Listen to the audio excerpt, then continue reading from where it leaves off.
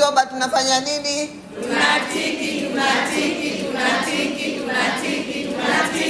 Tulimwahidi Mheshimiwa Rais kwamba utakapofika uchaguzi tutamkabidhi kura milioni 16.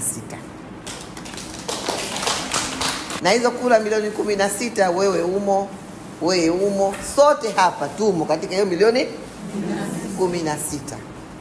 Lakini kama hiyo haitoshi, Mheshimiwa Rais wetu wa Zanzibar, sisi baada tu ya kuchaguliwa tulikwenda Ikulu kwenda kujitambulisha. Tulipokwenda kujitambulisha tulimwahidi Mheshimiwa Rais kwamba tutakuwa naye bega kwa bega na tutahakikisha atapata ushindi wa heshima.